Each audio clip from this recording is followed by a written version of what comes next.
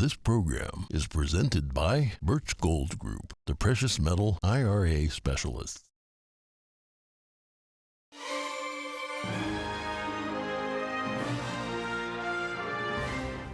Good morning. In today's headlines, the Pennsylvania Supreme Court rules on a case that could have a major impact on next week's midterm elections. An unexpected twist in Arizona's race for U.S. Senate, and former President Trump makes a prediction on the outcome of the midterms. An increasing number of Hispanic voters are shifting Republican. We find out why that is. Former Israeli Prime Minister Benjamin Netanyahu may make a comeback. Exit polls on Tuesday showed his party gaining a narrow majority. Twitter will charge a subscription fee for its Blue service. The company says it will make the social media network less reliant on ads.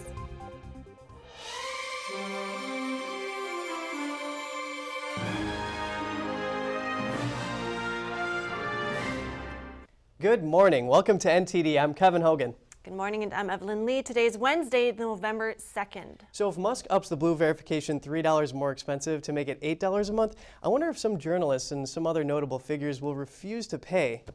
Good point. There is a concern that it might also lead to more misinformation on the platform. And that is a good point, and we'll talk about Twitter soon, but we're kicking off the show with voting. A major ruling from the Pennsylvania Supreme Court that could impact next week's midterm elections. The court ruled yesterday that local election boards cannot count any ballots mailed with undated or incorrectly dated envelopes. Several Republican groups, including the Republican National Committee, filed a lawsuit last month. They demanded the acting Secretary of the Commonwealth uphold a state requirement for voters. The requirement compels voters to sign and date the outer envelope of their mail-in ballot when they return it. Prior to the latest legal fight, the Third U.S. Circuit Court of Appeals ruled in May that having dates on the return envelope is not mandatory, but the U.S. Supreme Court in October annulled the decision by the appeals court. So far, no reaction on the ruling from the Pennsylvania Secretary of Commonwealth's office. And now over to Arizona. The U.S. Senate race there took an interesting turn yesterday. Libertarian candidate Mark Victor decided to drop out of the race. He's now asking voters to support Republican nominee Blake Masters. NTD's Jeremy Sandberg has more on that development. Arizona's Senate race is one of the most closely watched in the country. Trump-backed Republican Blake Masters is looking to unseat incumbent Democratic Senator Mark Kelly. Kelly says the late endorsement from Victor won't make a difference. I don't think so. This is between me and Blake Masters. Kelly is pro-abortion and running on a platform of immigration, the economy, and environmental protection. This race has always been between me and Blake Masters. And the differences between myself and my opponent cannot be more, or shouldn't be more, could not be more obvious. Victor says he reached out to both sides after the race's only debate to talk about stepping down. The Libertarian says he would have preferred to talk to both parties before making a decision. He wished to endorse whoever could convince him they aligned to his goals of peace and freedom. Kelly's camp did not reply. Masters' team reached out on Tuesday. In an interview with Fox News, Victor says he's happy with his choice and not concerned about hurting the Libertarian cause or a push for a third party by dropping out. I am a lone wolf. I speak for myself. I'm committed to advancing the cause of freedom, peace, and civility. No matter who likes it or who doesn't like it, I'm not loyal to any particular party. I'm loyal to those principles and those values, and I'm not likely to stray from them for any reason whatsoever. Victor's name is still going to be on all ballots, with his decision coming just a week before the election. Over 500,000 people voted early, and millions of mail ballots have already been sent out. The outcome of Arizona's Senate race is one that could help determine which party controls the chamber. Jeremy Sandberg, NTD News. Also in Arizona, an armed group monitoring ballot drop box locations in Maricopa County has been ordered to keep back. A federal judge gave the order on Tuesday. This was following a request for a temporary restraining order from the League of Women Voters of Arizona. They complained that masked people carrying guns near drop boxes were intimidating voters. Members from the group Clean Elections USA were told to stay at least 250 feet away. They're not allowed to film or follow anyone within 75 feet of a drop box. They were also told not to talk or yell at anyone in that perimeter unless spoken to first. Are mainstream networks neutral when it comes to reporting on U.S. politics? That's what a new study from the Media Research Center is set to find out. NTD's Jeremy Sandberg brings us their findings. The networks examined by the Media Research Center were ABC, CBS, and NBC. The study looked at positive and negative comments made during their evening broadcasts. It looked at midterm election coverage from September through October. The study found overall Democrats received 26 negative comments from the networks. Republicans received 94 negative comments overall. Positive comments tallied were 13 for Democrats and 14 for Republicans. Democrats had a total of 39 evaluative comments, with 67% of them being negative. Republicans got 108 total comments, 87% negative. Candidates with the most focus have been John Fetterman for Democrats and Herschel Walker, Dr. Mehmet Oz, and Carrie Lake for Republicans. Comments on Walker have been 89% negative and 82% negative for Oz. Carrie Lake has received 100% negative comments from the networks. With the economy and inflation being the major issue for most voters surveyed, the networks instead have been focusing on the topic of abortion. Only 15 minutes were designated for the economy during the examined period, as opposed to almost a half hour talking about allegations against Walker regarding abortion. The next most talked about topics were abortion in general, election deniers, and John Fetterman's health. Despite President Biden's slumping approval rating, the networks have made few comments about its achievements or failures. It contrasts sharply with their coverage of former President Trump 4 years ago, when they made 7 times as many evaluative comments about him. Jeremy Sandberg, NTD News. Former President Donald Trump predicted that Republicans would gain control of the House in next week's midterm elections. He also thinks Republicans have a good chance in the Senate. Trump's prediction falls in line with what many GOP lawmakers and some analysts have predicted. The party of the president tends to lose seats during midterm elections. Republicans need 5 of those seats to retake the House. Retaking the Senate would require defeating Senator Cortez Masto, Nevada, and Senator Warnock in Georgia. They must also hold on to Pennsylvania's open seat. John Fetterman and Mehmet Oz are vying for that Senate seat. Meanwhile, Fetterman showed signs of significant cognitive impairment during his first and only debate with Oz. He suffered a stroke earlier in the year. Top figures in the Democratic Party were out stumping yesterday. President Joe Biden, former President Barack Obama, and music artist John Legend came out in force to support midterm election candidates. NTD's Daniel Monahan has the story. And tonight, the reason why we're here is because we need to show up for our democracy. Is that right? Legend was on hand with Barack Obama at a Nevada early vote rally to bolster support for Senator Catherine Cortez Masto. The only way to make this economy fair is if we, all of us, fight for it. Masto is widely viewed as the most vulnerable Democrat in the U.S. Senate. Her race against former State Attorney General Adam Laxalt has been deadlocked for months. During his speech, Obama decried violent rhetoric in U.S. politics. You got politicians who, instead of wanting to bring people together, do their best to stir up division and make us angry and afraid of one another. Meanwhile, over in Florida, Biden took the stage in support of DeSantis' rival Charlie Crist and Senate candidate Val Demings. Well, Senator Rubio, I have a message for you. Rape is a crime. Incest is a crime. Abortion is not. After jogging sprightly across the stage, Biden took aim at Republicans. Folks, this ain't your father's Republican Party. This is a different breed of cat. President Biden then talked about how the economy was in ruins when he took office, before admonishing the oil industry. Americans across the country have stepped up and are doing the right thing, but not everyone. The oil industry is not doing the right thing. Now over to Michigan, where Liz Cheney crossed the aisle to stump for Democratic Representative Alyssa Slotkin. She said it was her first time campaigning for a Democrat. And I have to tell you that it was not a hard decision at all. Cheney's visit to the battleground state comes as she considers a 2024 presidential run after losing her primary earlier this year. Daniel Monahan, NTD News. A recent poll from USA Today and Suffolk University found more Black and Hispanic voters are supporting Republican candidates. USA Today reports that inflation and the lack of a response from the White House is driving the shift to the right. Both groups have long supported Democrats, but now 40% of Hispanics and 21% of Black voters are backing a Republican candidate. Those numbers are up from 2020, when 32% of Hispanics and just 12% of the Black community voted for former President Donald Trump. Joining me now is Catalina Stube. She is the Director of Hispanic Outreach at Moms for Liberty. Good morning, Catalina. Good morning. Thanks for having me. It's great to have you, because we've been seeing Republicans gaining more Hispanic votes, and I'm talking about looking at some poll and voter registration numbers. And I want to know from you, why do you think that is? Well, actually, they are not aligned with our values. So I think Democrats take for granted for so much longer the minority vote. It's not only happening in Hispanic, but it's also happening in all minorities. But especially Hispanics, they're very conservative, but they were always voting Democrat.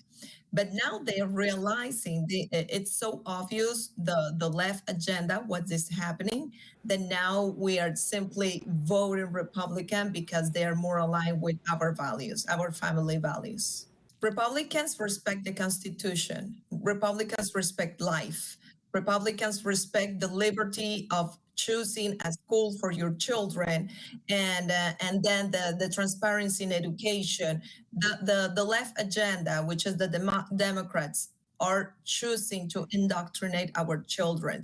They're pushing a cultural Marxism over our family, and we prevail over faith, family, and freedom. And why do you think that shift is deemed to be so significant? It's history. It's changing history. This is amazing. A big shift. A national survey of Hispanic voter released today, last week by Americano media, proves that the Republican Party may be on the cusp of a profound Hispanic voter realignment, adding a last-minute burst of undecided Hispanics. Midterm voters worry about the economy. So they are touching our economy. They're touching our schools, our children's. So basically, we realize that Republicans are more conservatives in that way. You represent Moms for Liberty, and as a mom, what are the top concerns right now during voting season?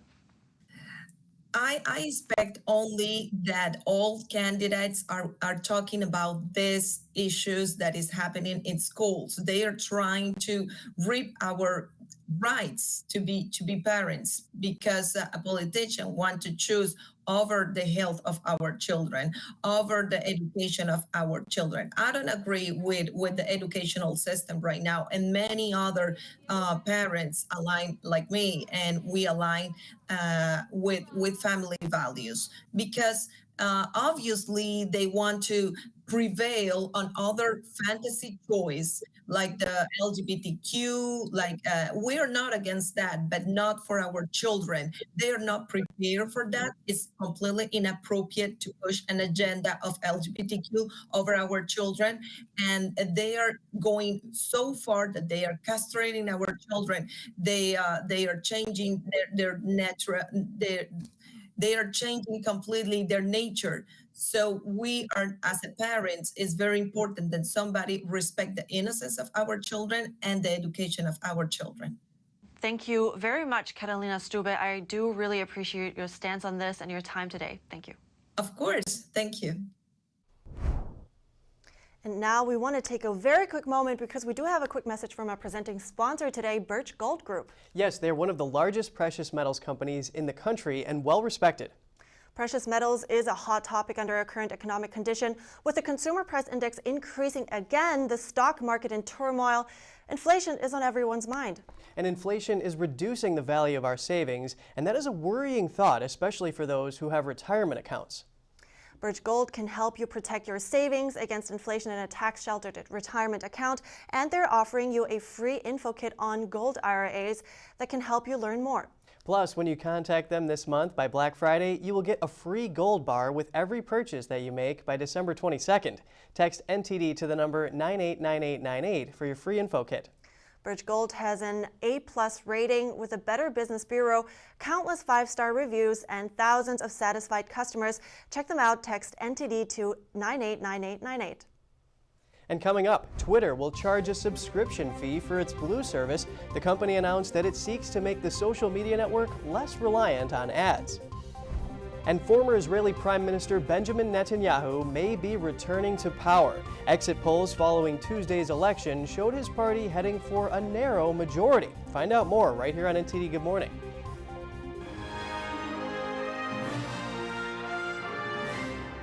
Shenyun Creations, the streaming platform from Shenyun, featuring world-class dance, past programs, and all original music.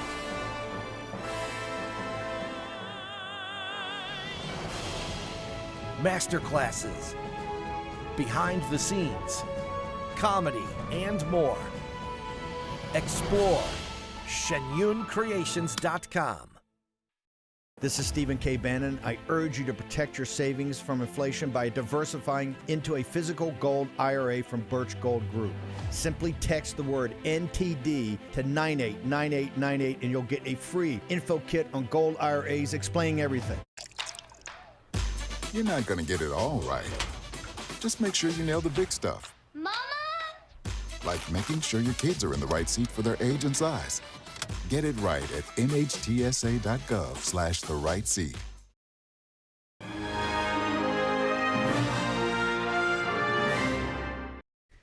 Welcome back. 2 New Jersey police officers were wounded when a shooter opened fire in Newark yesterday. The officers were responding to a 911 call from someone who said he identified a suspect from a previous shooting. Newark's mayor says when the officer arrived, they encountered him in the parking lot in a residential neighborhood as they were leaving the building. The suspect then fired 2 shots at officers in close range. When officers returned the fire, the suspect retreated back into the building. One officer was shot in his leg and experienced a small fracture. The other officer underwent surgery after a bullet grazed his neck and went into his shoulder, but both are in stable condition. The shooter has been identified but still remains at large. A SWAT team was deployed to locate the assailant in the building he was hiding in by searching apartment to apartment. And Twitter has announced it will charge $8 a month for its Blue service, which includes its verified badge.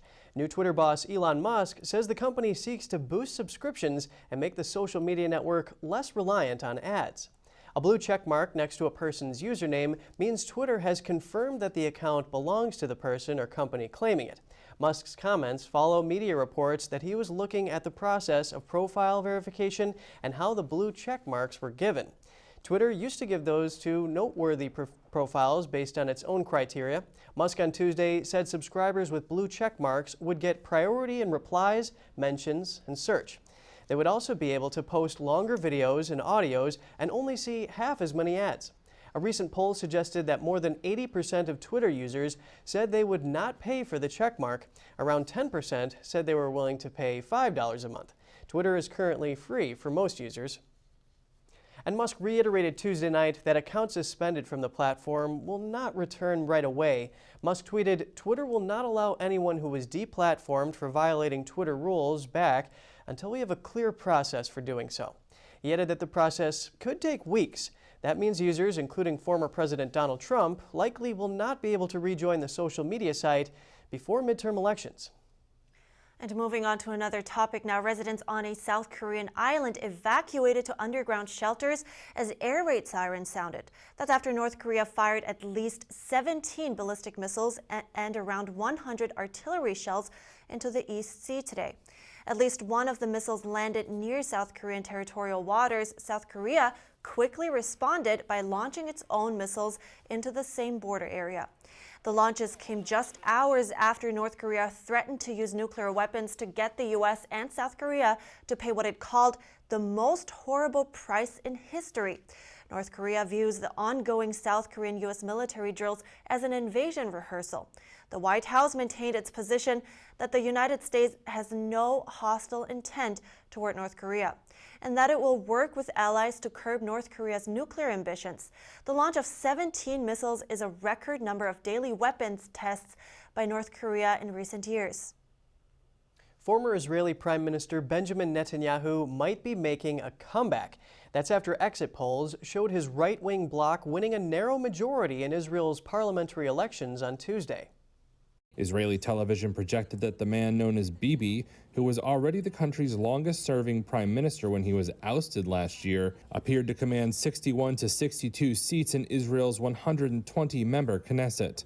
The contest was Israel's fifth parliamentary election in 4 years. Despite what some have dubbed election fatigue, voters turned out at levels reported to be the highest since 1999.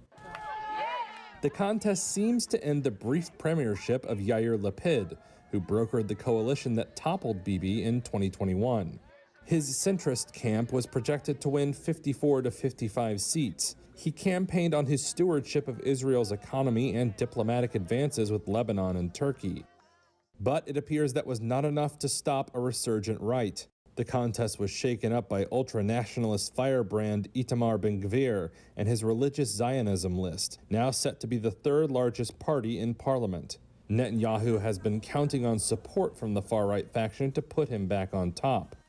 A series of Palestinian militant attacks on Israeli civilians and soldiers focused voters' attention on security, and Netanyahu has long fashioned himself as among the most hawkish leaders in Israel's history. The Dutch government on Tuesday ordered China to immediately close police stations in the Netherlands for good. Reports say they were used to monitor and harass Chinese dissidents. A foreign minister says that although the stations do provide consular help, they do not have permission for that. He says that alone is enough to shut them down. Meanwhile, the ministry will take a deeper look at such activity. It will also reach out to other EU countries where sources say Chinese police stations are located. The reports came in the wake of a September investigation by Spain-based NGO Safeguard Defenders. It claims that China has 54 overseas police centers around the world, including the 2 in the Netherlands. It also said there were 3 in the UK and 1 in New York City. And coming up, colorful blooms brightened the room in Saratoga, California during an annual Chrysanthemum show. Find out more after the break.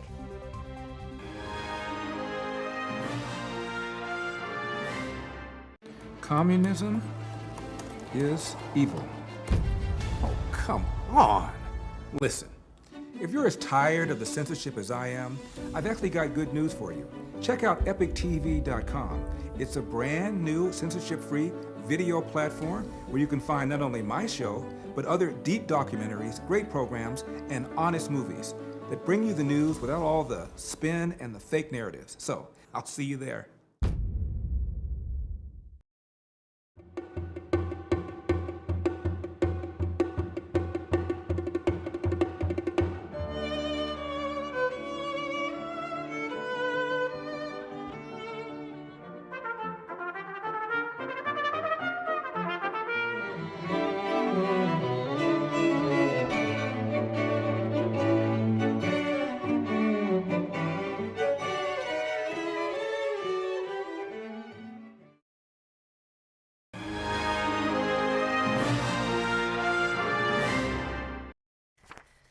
We're continuing the program with Chrysanthemum season. One club in the San Francisco Bay Area celebrated with a show. NTD's Eileen Eng hears how the plants and their blooms are cared for by their loving chrysanthemum moms and dads. Colorful blooms brighten the room in Saratoga, California during an annual chrysanthemum show hosted by the Bay Area Chrysanthemum Society. They've had it going for 10 years. Club members get to showcase the result of their passion, patience, and care. The goal of the club is to promote cultivation and preservation of chrysanthemums, or mums for short. Mums come in many different shapes, colors, and sizes, but they are divided into 13 classifications. This year, a panel of 9 chrysanthemum judges determined the best flowers. The best of the best are displayed at the head table. So one of the things they have to look for is the stem has to be straight. The flower has to be the size it should be, because some of these may be all very good, but the size is small, then they won't like it. But the color may be faded, and it should be a fresh bloom. So that is one of the things that's really important for shows, is that you have to time it so that the flower is at its peak. To produce show-worthy flowers, growers need to grow a variety, have consistent watering, fertilize a lot, make sure it gets sunlight, and there are no bugs.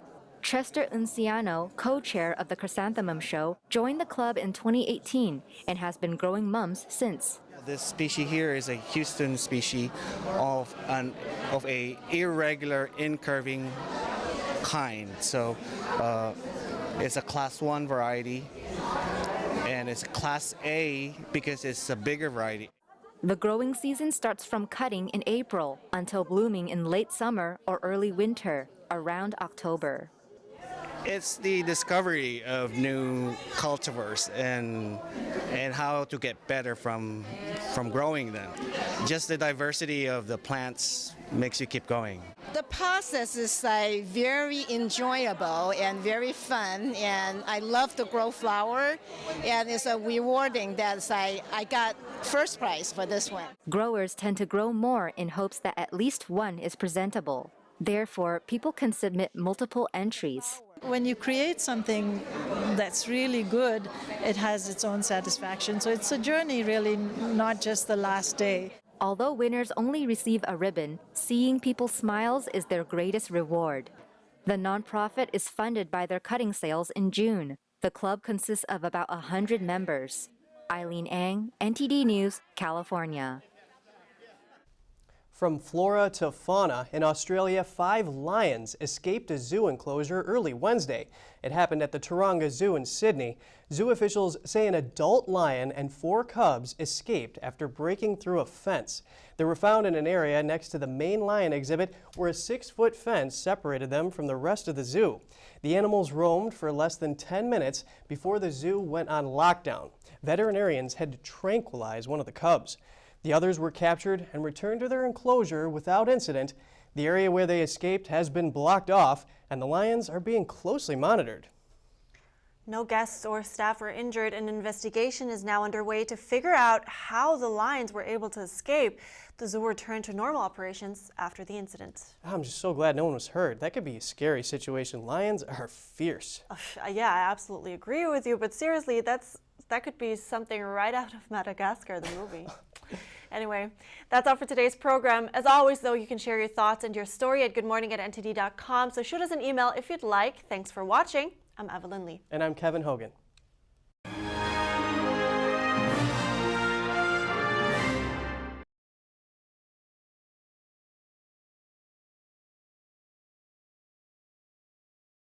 Thanks for watching us on YouTube. Did you know YouTube only keeps selective videos on its platform? So if you want to make sure you get the full picture, just subscribe to our newsletter. Go to newsletter.ntd.com and sign up. It's free.